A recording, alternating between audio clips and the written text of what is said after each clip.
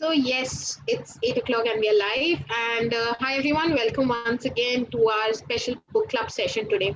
And before we begin, we just want to, we want to make sure and let everyone know that hope you are safe and healthy. We are certainly going through some tough times right now, and perhaps during this time, as they say, books are, our best friends, and staying connected like this, maybe that's a way that gives us positivity and motivation to keep on going right now, as we are all staying indoors. So maybe this is a way for us to connect. So, Slipping Thoughts Book Club live session special today with Chitra Banerjee Divakaruni, and we are very excited. And this session is in partnership with HarperCollins India, and we are very excited because we are going to discuss, all her different novels and different characters with her.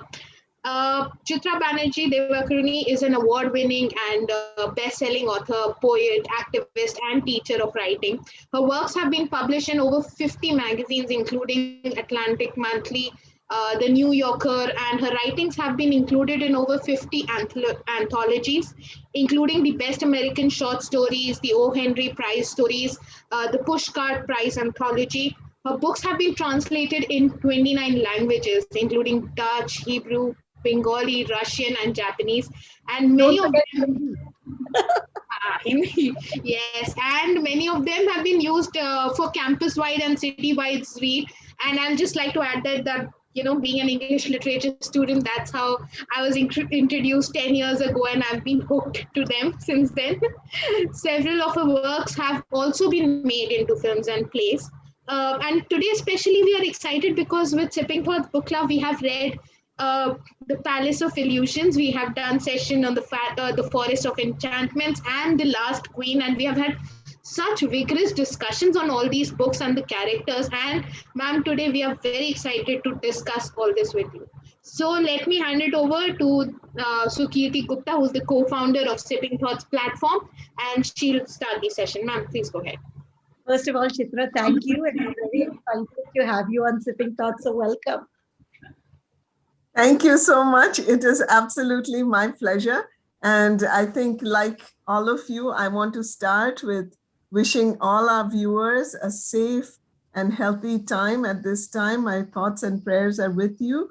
But as people have been saying so eloquently, this is a time to keep connected, to keep feeling positive, and books and reading books together and talking about them, I think, can be really inspiring, especially a book like The Last Queen, which deals with a character who herself, Rani Jinda Kaur, she goes through so much. So I'm hoping that our time together will refresh you and you will go back to your lives feeling, a strength, a community of readers and writers, and a community where women come together and men come together to pull the deepest strength out of themselves to handle whatever challenges might come. So thanks again to Sipping Thoughts for reading my books and for having me here today. No, we absolutely have loved them. We just finished The Last Queen and we had a book club discussion on it about 15, 20 days ago. Yes. It was very, very inspiring because we had so many opinions of Rani Jindal. But I'm going to take you way back because my first introduction to you was when I read Palace of Illusion. And that was the first time I'd read such a book because it was written from such a different perspective. Panchali or Draupadi, we had such an image of her, a very stereotypical image that has been carried through the religious, maybe the mythological figures that we have seen. And you kind of just portrayed her in a very, very different light. What made you even think about, portraying women, or was that the first time, or is that just a series? Because that's the first one, at least for me, that kind of said, wow. And I could not forget that book, even though I read it 10, 12 years ago. I almost remember a lot of the scenes from it. Thank you so much. I'm really happy to hear that because that book was a big challenge to write. But I think and I wrote that fairly, late in my career. By that time, I had written a lot of other books, but it was the first time I ventured into mythology. And it was really important for me because I think the seed of that was planted when I was a little child. And, just like 7, 8 years old. And my grandfather was a great storyteller. And he would tell all of us cousins the stories out of our mythology, for which I'm, forever thankful to him. And he gave in me, he roused in me a great love for these tales, because our epics, our mythologies are just amazing. They are so deep. They have so much for us to learn even today. And I love them. But I always noticed, especially as I was growing up as a girl and as becoming a young woman, that the women were kind of pushed to the side, even though they were fascinating characters. And even though some really dramatic things happened to them, we are not really given their inner world. What are they thinking? How are they feeling? Why do they do the things they do? What are their motives? Who are they as real people? And because they were always pushed to the side, they were always seen more as victims than as people who were able to take control of their own lives. But when I examined the tales, this was not true. In the Mahabharata, we'll stick with the Mahabharata for the moment, women like Draupadi and Kunti and even Hidimba, all of them took charge of their lives and did some important things which changed the whole course of the Mahabharata. But we were never shown that. If at all we were shown that, then it was like blame, finger pointing. Oh, Draupadi is the cause of the Mahabharata war because she has such a great desire for revenge. Now, when I started doing my research, I found out, no, indeed, she may be one cause for the Mahabharata war, but really it was caused by all of these men who were fighting over lands, and Duryodhan didn't want to give up his kingdom. And I felt it was very unfair that Draupadi should be blamed for that, and she should be seen as this revengeful woman who caused the destruction of everything beautiful. So I really wanted to write the story from Draupadi's angle. And in the Palace of Illusions, as you mentioned, she is called Panchali because she doesn't want to be known as somebody's daughter. That she feels that should not be her primary identity, because that's not the case for any of the other men, including her brother. So why should the rules be different for her? So I think that is the question with which I begin many of my works. How are the rules different from women? Why are the rules different from women? And should we accept them? Or is there, an intelligent way to change the narrative? I guess that's what I'm trying to do, changing the narrative for women. And also changing the perspective, because what I remember from that book specifically is how Draupadi felt when she was told that she's going to be marrying 5 people, and those scenes are so reflective. And you finally say, yeah, somebody is actually putting down on paper what somebody would have thought about at that time. So it was really mesmerizing that finally you got to get that perspective. Over to you, Dani. Thank you. Thank you. Yeah, so talking about that, bringing out so many women, such strong women characters and different angles. So you write so many tales that are considered as feminist tales.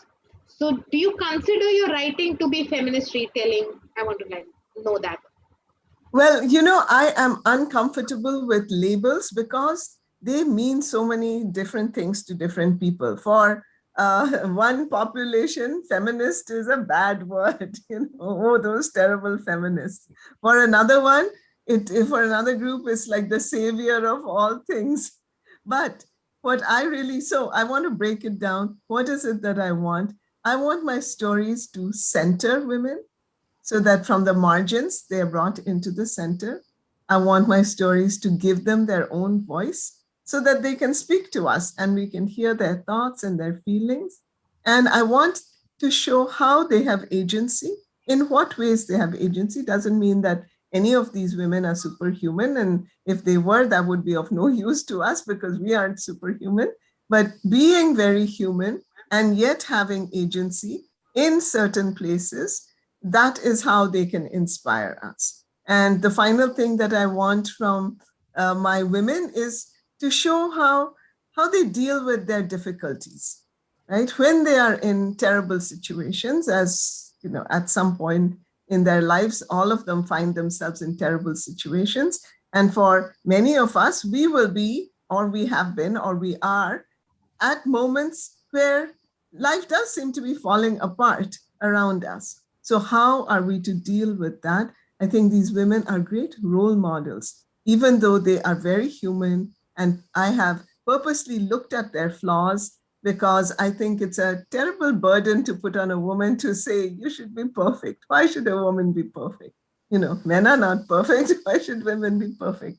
But we can be wonderful human beings in the world and wonderful role models for our the people around us. And that is what I hope for my heroines. And I hope the reinterpretation, which for me was especially important in the Forest of Enchantments, where I wanted to reinterpret Sita, so that she wasn't this perfect, unattainable ideal of womanhood, but a very living woman, with her faults, with her problems, but at the end, very, very strong and very focused on her values. That's the kind of, I guess that's my project. And some people would call it feminist. I should certainly have no problem with that word, but I want people to understand what. So true, actually, because this word has been associated so many times whenever we read an article about you or anything. This does come up, and that's what we were wondering. The same thing. So, Sukiti ma'am. So I'll come back to now. You brought up Sita. Now, Sita is a very, very confusing character for a lot of us because we don't know how to treat her. We don't know how to think about her. And I think still we are confused that was she fierce or was she succumbing? What was your interpretation of Sita? Yes, that's a great question because that was my question too. When I was growing up, I don't know if you had this in where you grew up, but the elders would bless us and they would say, may you be like Sita. Now, they did not mean Sita the warrior. They meant Sita the meek one who never caused any waves. Everything. Yes, who listens to everything, who just accepts meekly everything. And I used to be terribly annoyed by that blessing. I was like, no, I don't want to be like Sita if that's what it means. But then I started thinking, well, here is this great epic and she is its heroine. Is that all there is to her? And when I started doing research on Valmiki and the Kamba Ramayana and Adbhut Ramayana and the Kritibasi Ramayana in Bengali, I began to see that is not the case. The popular story that has come down to us is the one you were saying. Meek, mild, always putting up with things, and a victim of circumstance. She gets abducted, she gets put into, she gets banished into the forest. But I saw that Sita was actually a very strong, very intelligent, very able character who kept together the home situation in Ayodhya, who was an able companion. She is the one who decides to go to the forest with Ram. Ram says, please, you just stay home and take care of, my old parents. And she's like, no, I am your helpmate. I am your partner. I will go where you go. Besides, I love you and I want to have this adventure with you. I'm not staying home. So, but that's never portrayed in the story of Sita at least as it came down to me. And even in the art that we see, of Ram, Sita, Lakshman going into the forest, there is Ram in the front, forging ahead. There's Lakshman in the back, protecting everyone. And Sita is just meekly veiled in between them. But that is not her reality. Just think about it, how strong she is, that even though Ravan abducts her, he is never able to, nor does he wish to, once he sees her personality, once he's confronted with her personality and self-respect, he does not harm her. He does not wish to harm her. That is the power of her personality. She's able to live in Lanka on her own terms, even though she's a prisoner, right? And then the greatest moment of her power, which really affected me, is when she is banished in the forest. And she does not waste time thinking of things she cannot do. She does not waste time, lamenting or blaming Ram.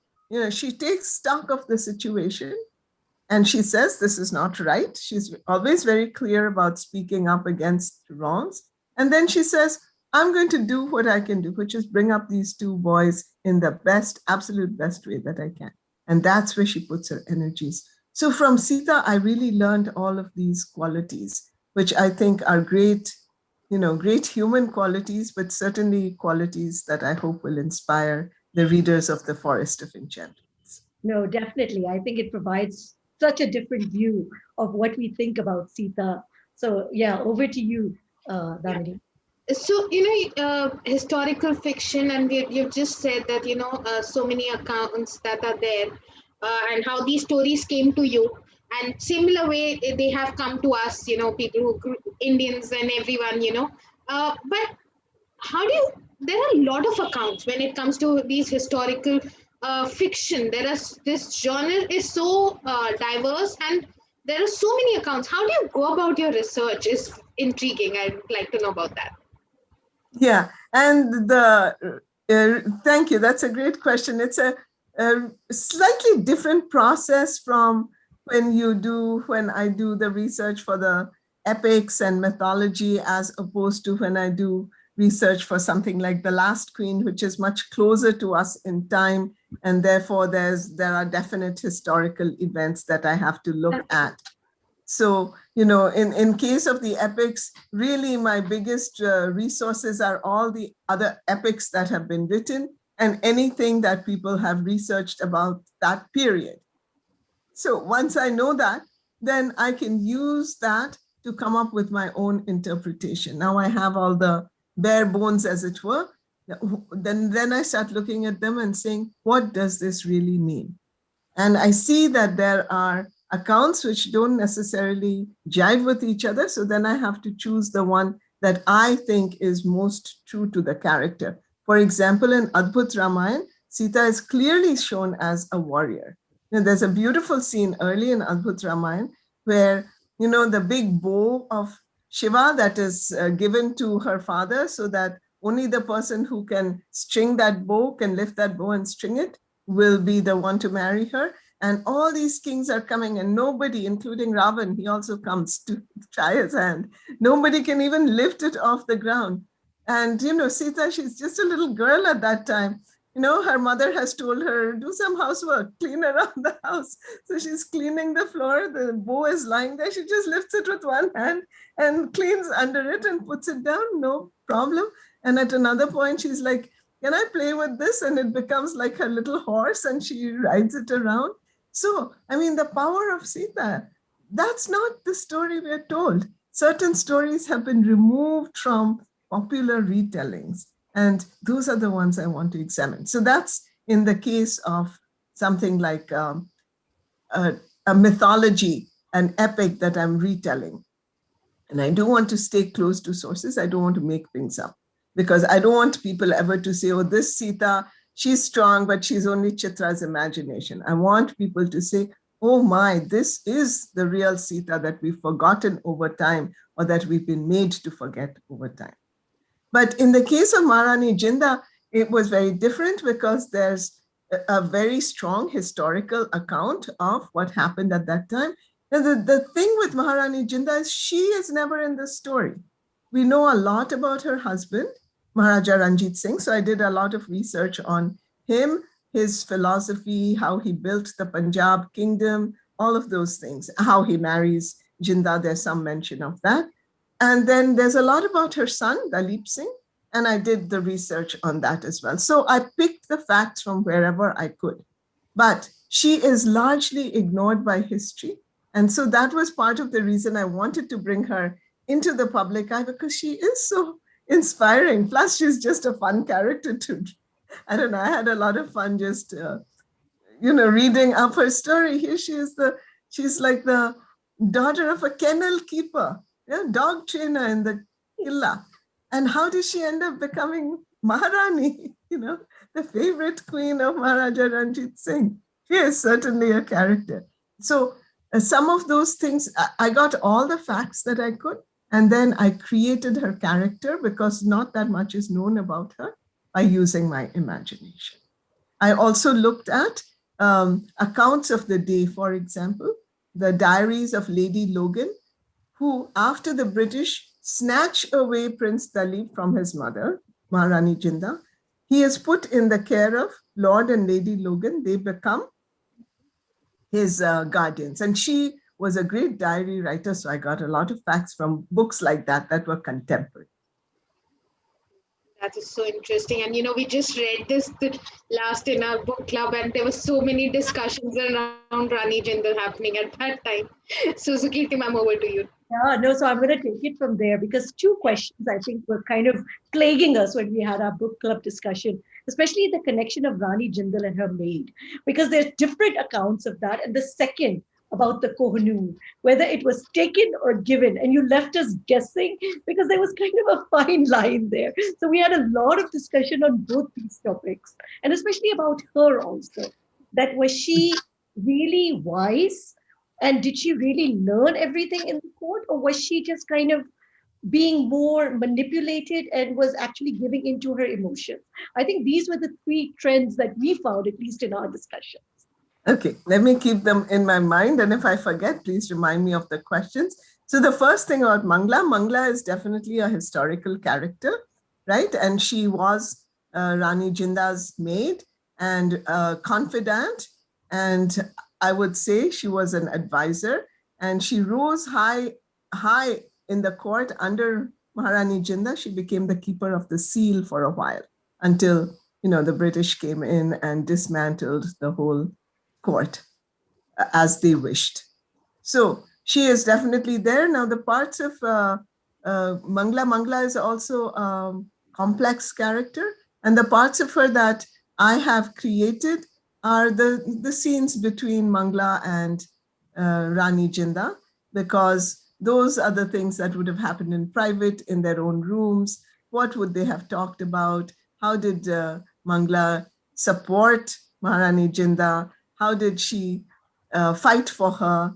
And how was she, how did she handle everything? And it is historical that she falls in love with Jauhar and becomes his lover, the brother of Maharani Jinda.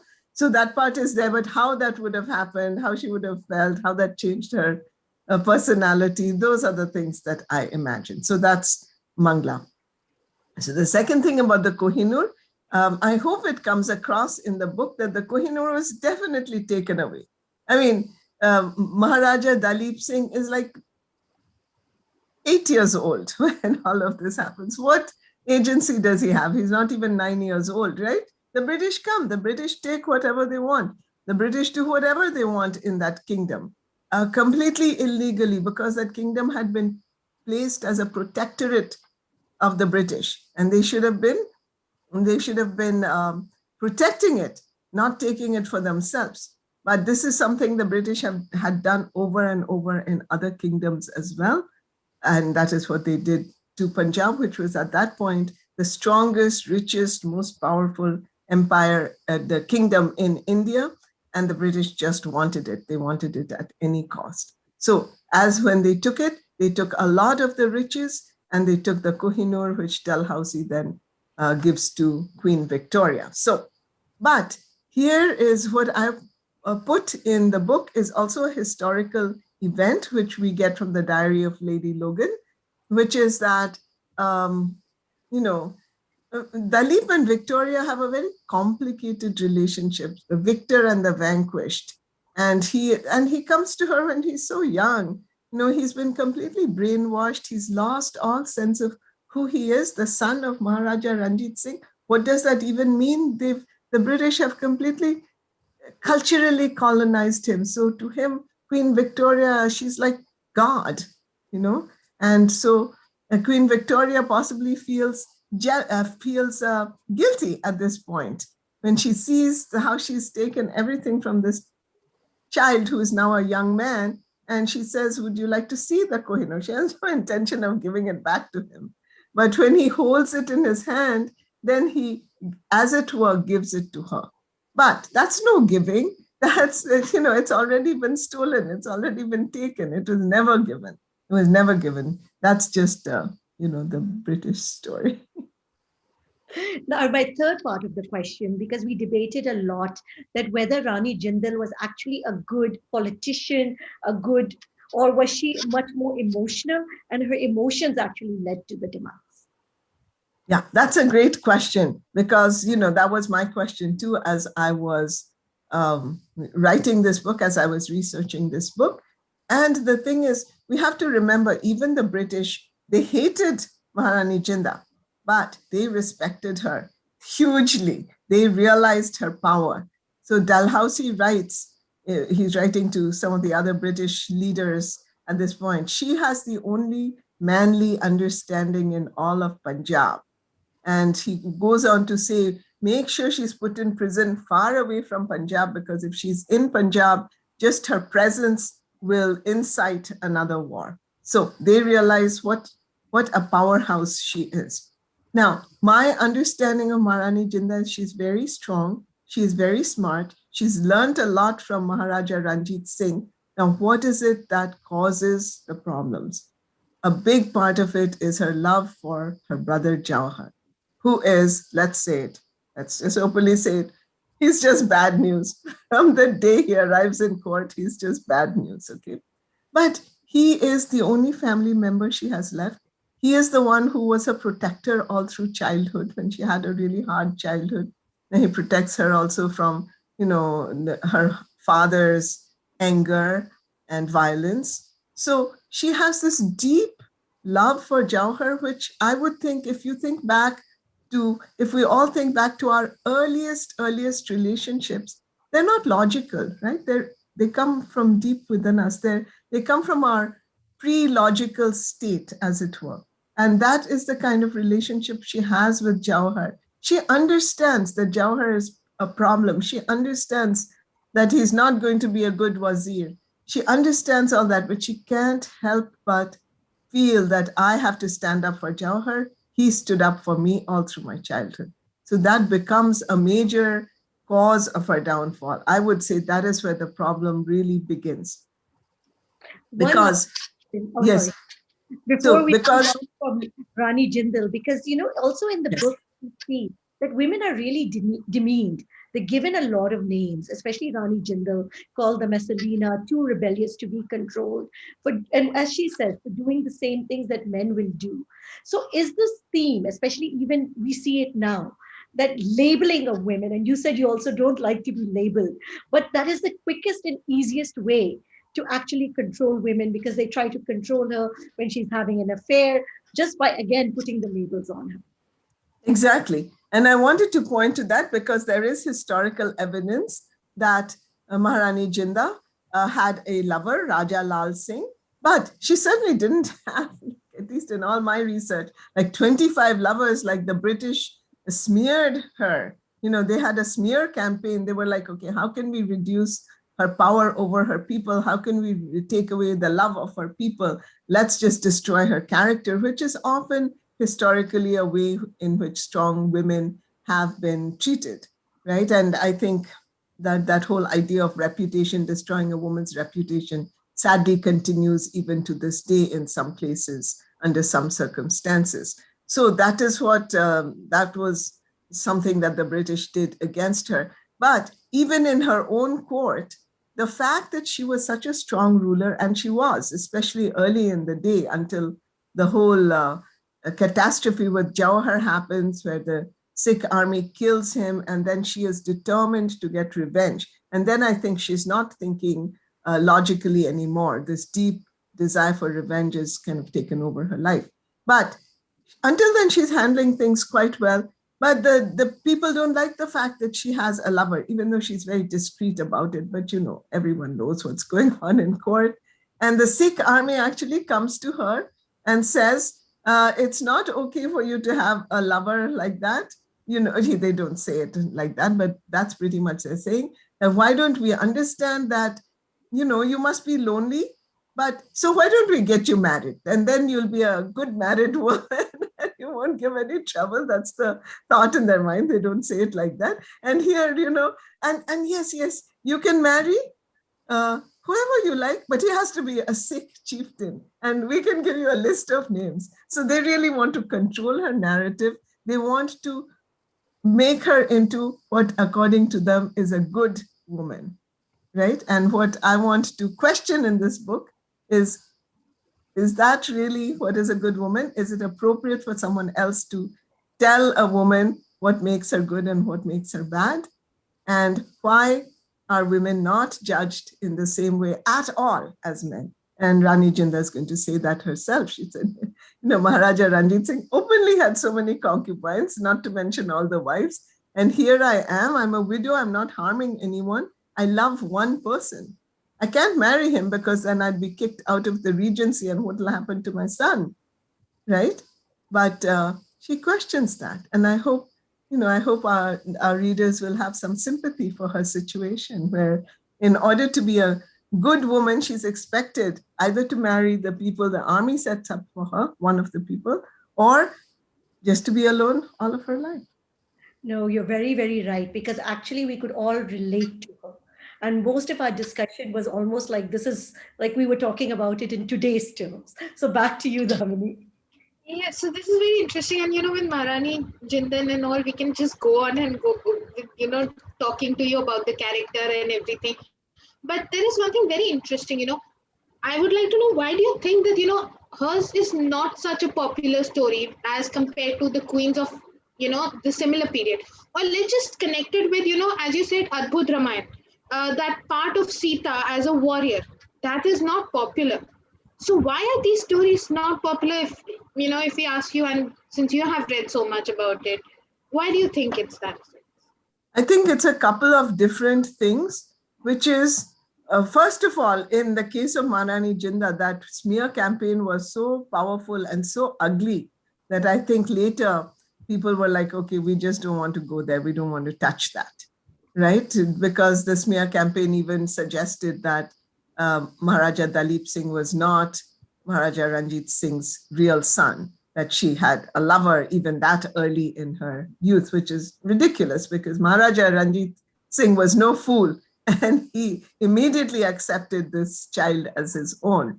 So, the lies are clearly lies, but it was such an ugly, sticky kind of campaign that people, I think later historians just stayed away from it. But your other question is really a larger question. Why is it that strong women are often punished in many ways, either punished by we turn our faces away from them or punished because we point our finger at them? I do think, and it's very sad because I think it's such a mistake that society feels threatened by strong women. Society does not feel threatened by strong men. It seems to me kind of illogical that society should feel threatened by strong women. They have to be strong and intelligent. It's the same with men. If there's a very strong man who's not intelligent, he's going to wreak havoc. But when women are strong and intelligent, why is it that society feels they are a threat? I think that question should be examined by all of us. And I hope men as well as women will ask that question, because to me, it is clear that a strong and intelligent woman can only make society on the whole stronger. Doesn't that seem like, that's not rocket science. That's like so simple. If we allow women to flourish, to really bring their strengths into play, to have them as part of creating the solutions, then our whole society, I truly, truly believe it, is going to be a stronger place. And if women are allowed to do that right from the beginning, then they won't have to struggle so hard. So one of the problems that occur is when you've been repressed, then when you finally manage to break that repression, you're often very strident, you're often very, combative, because you had to fight coming up all the way.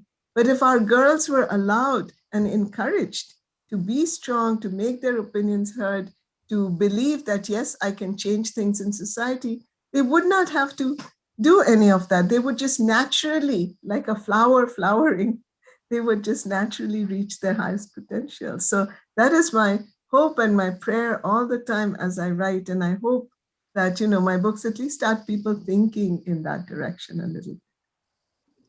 So, that's very interesting that you spoke a lot about, how men are also viewing all this thing. So one question I had that, from very starting, your writings have always been women centric. Uh, Did you or your publishers ever felt that concern that you're alienating male readers from your books, from your write-ups? Yeah, that's a great question. I have a short answer and I can go into a longer answer. So, early in my career, when that became clear that my books were all truly focused on women, with women as the central characters, people are like, well, who are you writing for? And I said, and I think that still remains true, I write for women and intelligent men. So I think an intelligent man would not be threatened. An intelligent man would completely, immediately see the importance of having the woman's story told, right? It is only men, if they, and some women who really believe in the status quo, those are the ones who would oppose such a vision. But fortunately, I think I've been very blessed, and I hope this continues, that there are many, many women and men who write to me and they say that I really appreciate this vision of women. It made me change some ideas about women's place in the world. This one line I'm definitely taking forward, like women and intelligent men. So yes, over to you, Sukriti. I think one of the things that we definitely find very pathbreaking, and this has been something that you've been doing for a long time, which has become maybe more conventional now, that you've treated women as not having to be the good, always the hero. You've portrayed them as very powerful, they're shrewd, they're sly, they're clever, what we call the anti hero. Talk to us about this because they're very unconventional, they're unapologetic, and they are complicated. And this is something only now we are starting to see in Netflix and the new series. We're seeing these type, but you have been doing this for so many years. Yes, thank you. Thank you. That has been a big part of my project, if you might call it that. My goal, I don't know, my life's work is that I do want to show the wonderful complexity of women. And I mean, not only does that make them more fun as characters, but it's more lifelike, right? Why should we only admire those so-called positive womanly qualities of, always being good, not rocking the boat, listening to what everybody around you is saying, just taking care of other people? Hey, women have their needs too. And women have, their desires, their vision of what they should be allowed to do in the world, and their way of standing up against wrong. And I wanted always to show that. So, I mean, all of my major female characters, but certainly since we are discussing Panchali, Draupadi, Sita, and Maharani Jinda, at moments they have tempers. They, they do things that they shouldn't be doing, and it's only natural. It's only human. Even Sita, who is always, she is a very, what shall I say? She's a very charming wife. She's she and Ram have a real love story, especially early in their Banvas, when they're in the forest.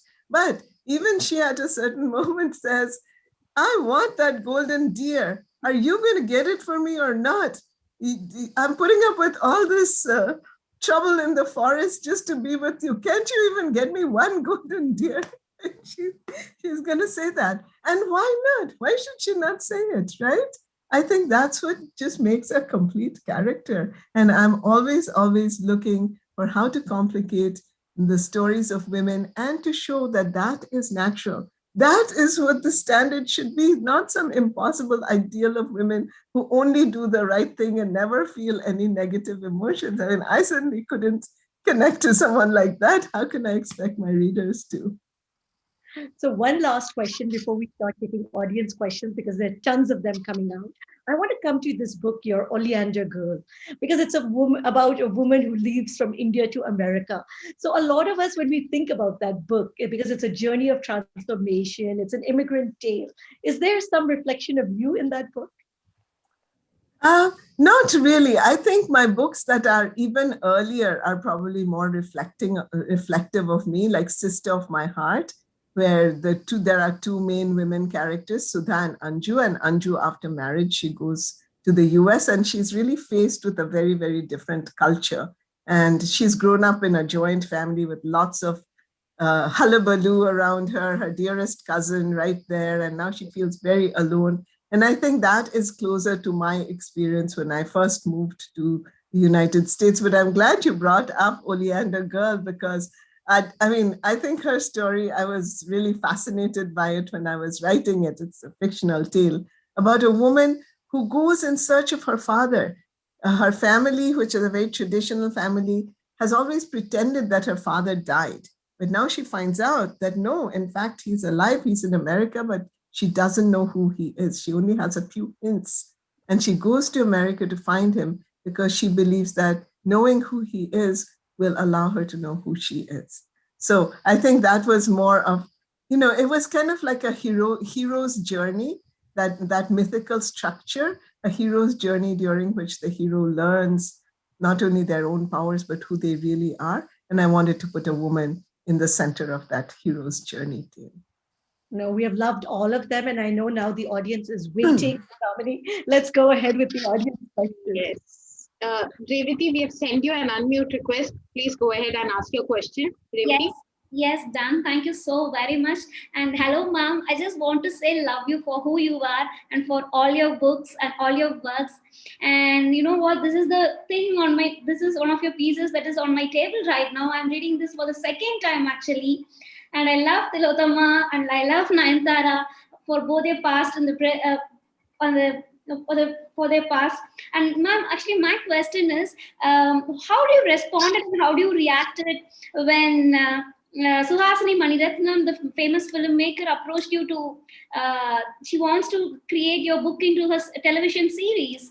And my second question is, it is not a question, I just want to tell you, you have mentioned in one of your interviews that we are forgetting important people when we are focusing on the important things. That really hit me harder.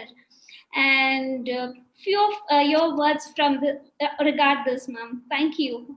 And Thank you so much. Thank you so much for reading, and thanks for reading Mistress of Spices, my first novel that was also made into a movie. Yes, and that has a magical character. It's a magical realist novel, so it has a magical character with special powers. But she too is flawed. She too has her complexities. So I'm glad you have enjoyed that book.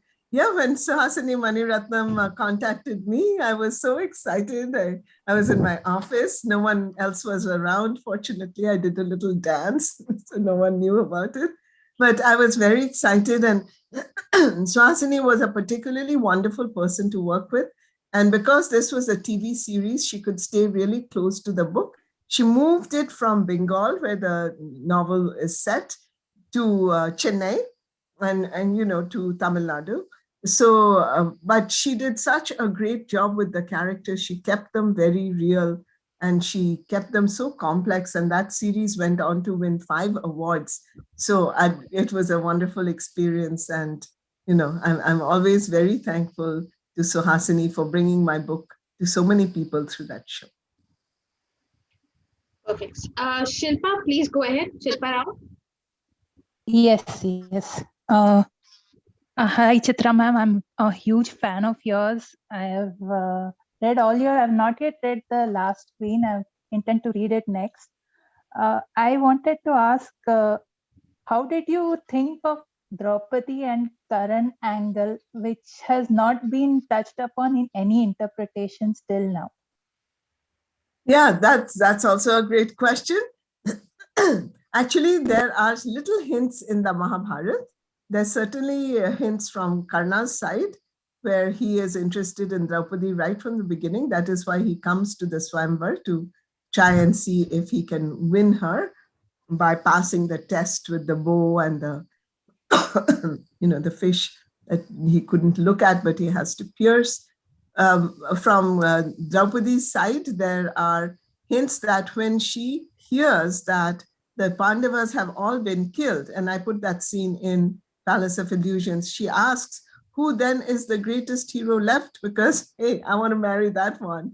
And then, people have to say to her, well, Karna is the greatest hero left. So in her mind, then, she sees him as a viable option. Now things will change, etc., etc. But that is when she is young and he is young, there is that, longing for her from Karna's side, and that desire from her that I want to be married to the greatest hero.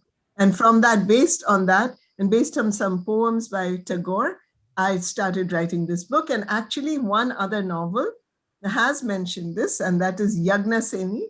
It's a beautiful novel. I hope you will look it up. Originally in Oriya, the writer Pratibha is from Orissa. And she mentions, in fact, that plays a big part in her book, the love between, or the complicated relationship between Draupadi and Karna. And then as I started writing it, it really took over my imagination. And I thought, how must it have felt? But they are both people of great integrity, so they will never do anything wrong. But the desire of the heart, you can't stop it. So true, so true. So Rama ma'am, please go ahead. One of our book club regulars, and she has always joined us for our session. So please go ahead. Thank you very much, Sipping Thoughts, and wonderful to interact with you, ma'am, Chitra. Firstly, I must tell you the way you've written some of the statements that you have penned have actually have a lot of strong, and it stayed with me. Many of your, in fact, I just want maybe chapter 16 in Palace of Illusions. That statement is something which I can never forget. And also similarly, chapter 4 in Forest of Enchantments, where Sita puts across her mind to Rama as to why she wants whatever conversation they have. And also in Rani Jindan, some of the statements that you, but what has actually struck me was that throughout, and it's a question also for me from my side, that these women, in their stereotypical ecosystem that they've had, at the various points of time, they had the strength, the ability to say what was not correct or what they felt was right. Did you get these instances somewhere? Did the references were there? Or is it that because you felt in a modern India or in a modern society like ours now, that women need to have such kind of a say? And I could, since you were portraying women in a very different perspective and a very refreshing perspective, was it your own creation? That's my question. That's a great question. And it's, it's a complex question, which is, and the answer to that is, once I started writing the novel, I completely transported myself into that world. Imaginatively, I was in that world. So therefore, everything the women say or do has to come out of that world. I can't just take my modern values and put it on them. I have to understand them in the context of their times.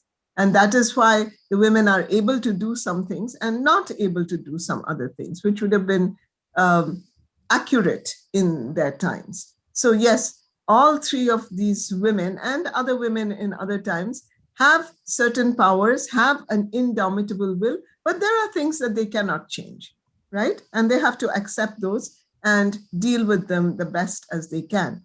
And that is why, and I had to be really true, especially in writing The Last Queen, to the historical times. So there are some very painful scenes of Sati, right? When Maharaja Ranjit Singh dies and several women decide to become Sati.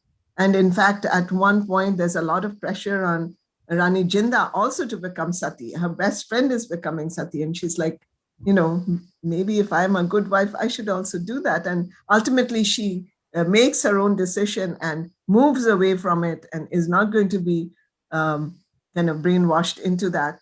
But I couldn't give my feelings about Sati. Oh, what a terrible thing it was. I couldn't say that because that would not have been appropriate to the times. I had to understand it, that yes, it was terrible, but I had to understand it in terms that Jinda would have understood, right? So with each of them, I have to go back to that time and be as honest as I can under those circumstances and kind of try to keep my own feelings out of it. Otherwise, they'll all be versions of me and not the strong, authentic versions of themselves that they need to be.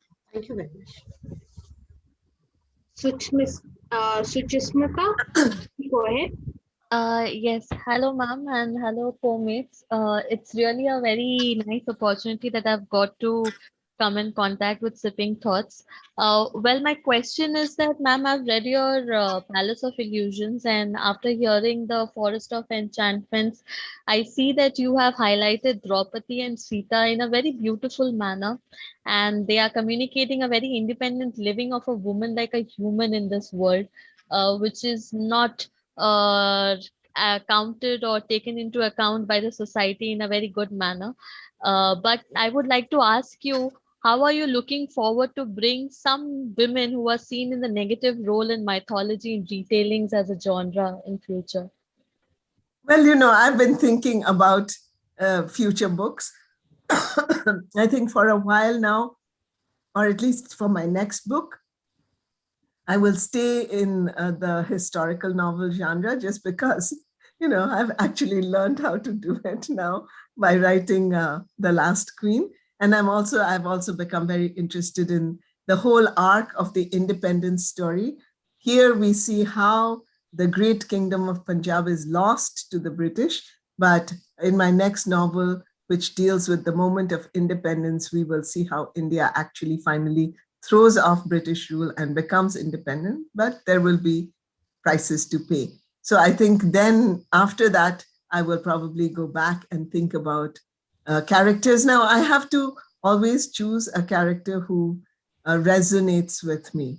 So I really don't know who I will be writing about.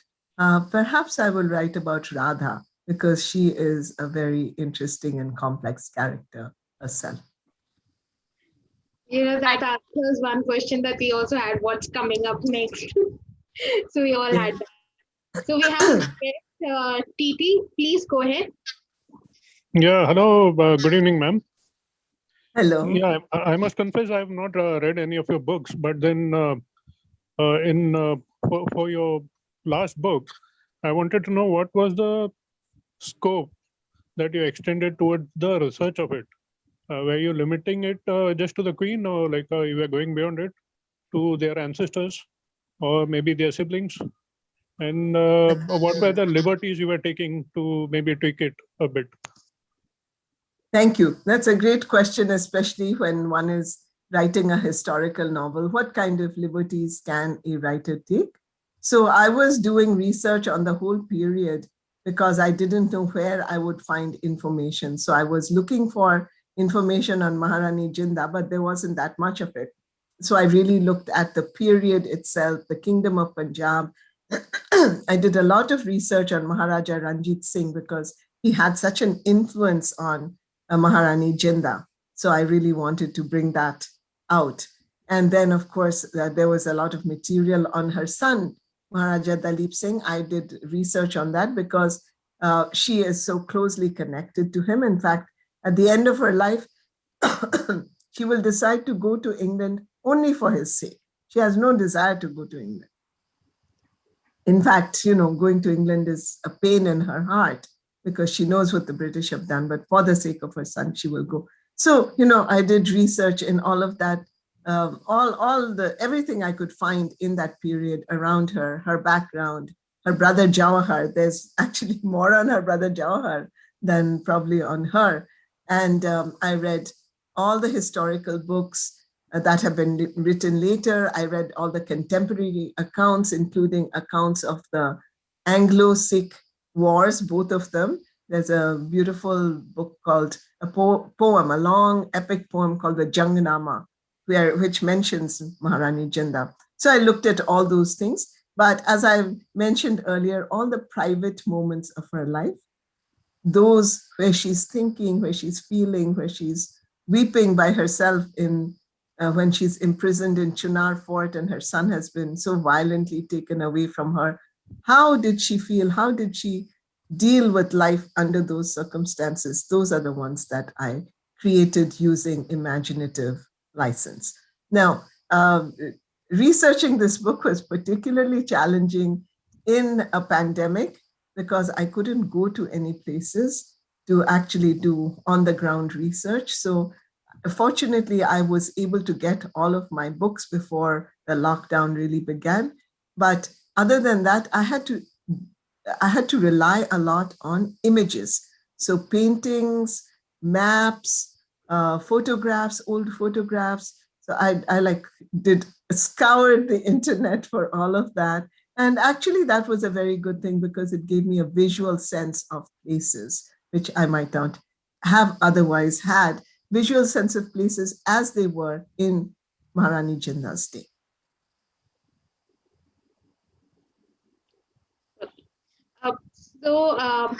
We are sorry that we cannot take all the questions, and there's so many interesting questions and so many questions coming to us. But you started your writing career as a poet with poetry, and we cannot end this session without hearing something from you. Please do share one of your poetry with us. I will, and we can end with that. Here is a book that it is one of my poetry books, Leaving Yuba City. It is my latest book of poetry, although, it's been some years since I moved from poetry to telling stories. And poetry always remains a great love of mine, but I really feel that what I want to do is tell the stories, tell those untold stories, especially with women at their center.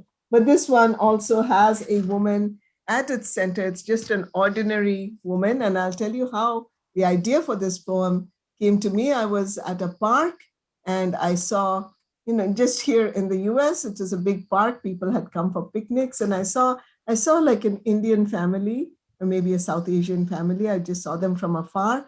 And the father and the two children were flying kites, and they were having a great time. The father was helping them put up the kites. And the mother was just sitting on, they put a blanket on the grass and she was just arranging the food. And she was looking at the children who were running around, flying their kites. And she had such a wistful look on her face. And it seemed to me that she wanted to be out there running, flying the kite, but her role had put her in this place where she had to be arranging food for her family. So I wrote this poem, which is a different imagined life for this woman. And it's called Woman with Kite. Meadow of crabgrass, faded dandelions, querulous child voices. She takes from her son's disgruntled hands the spool of a kite that will not fly, pulls on the heavy string, ground glass rough between her thumb and finger, feels the kite, translucent purple square, rise in a resistant arc, flapping against the wind, kicks off her chappals, tucks up her kurta so she can run with it, light flecking off her hair as when she was sexless young. Up past the puff-cheeked clouds, she follows it, her eyes slit smiling at the sun. She has forgotten her tugging children, their give me, wails. She sprints backwards, sure-footed, she cannot fall. Connected to the air, she is flying. The wind blows through her, takes her red dupatta, mark of marriage, and she laughs like a woman should never laugh. So the two widows on the park bench stare and huddle their white-veiled heads to gossip whisper. The children have fallen, breathless in the grass behind. She laughs like wild water, shaking her braids loose. She laughs like a fire, the spool a blur between her hands, the string unraveling all the way to release it into space, her life into its bright, weightless orbit.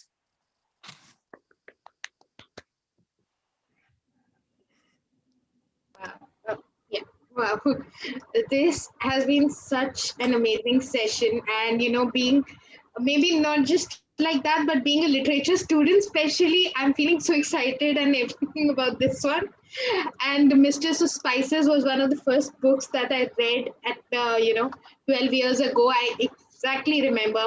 And the movie also we watched, with our college gang and everything.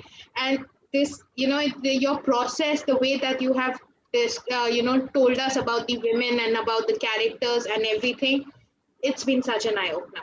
And all these tales that where we miss out about knowing about these women, and you are bringing them out, the stronger women. And as Sukirti ma'am also said in the starting, maybe it is this time that right now in present that we can relate to them even more.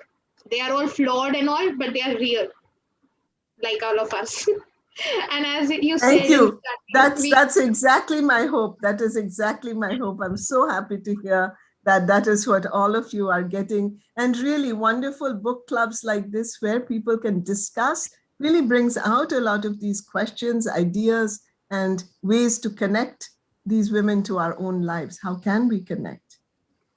So thank you. true, amazing. And that one line that you're going to take away for sure is for women and intelligent men. The writing for women. I gift that line to you. Please use it as often as appropriate in your That's life. for all of us now. That's Covering for the sipping everyone. thoughts. Yes. For the Sipping Thoughts family and for all the audience over here, that's the line for us now. We thank you so much. We thank everyone for joining in today. We hope everyone stays safe and healthy wherever you are. And, just use books as a way to, just keep on motivating yourself, just as a way, to find that positivity right now. We know a lot of things are happening that are not in our control. Maybe, this is what we need for our mind and for mental peace, right? So I thank agree, you. 100%. I agree. You know, books are our great friends at times of difficulty. They have been that for me, and I hope they will be that for you. Thank you, ma'am, so much. And we do hope we get another chance to, host you again on our platform because there's so many questions coming and we are feeling so bad for everyone that we couldn't take them up. But thank you once again. And thank you to everyone for joining in. Please stay tuned to Sipping Thoughts. We have shared our handles. Please follow us and you please do stay connected. And Chitra ma'am herself is very active on social media and she herself takes a lot of interesting opinions from the audience at times on her Instagram and Twitter especially, so please you can stay Yes. connected with her as well. Yes, I have and on my Facebook page where I put up this event, if people have questions that were not answered, please ask me. And as far as possible, due to time constraints, I will try to answer. And thank you all so much. Thank you so much for having me. Thank you, everyone. Thank you for joining in today. Bye-bye. Thank you.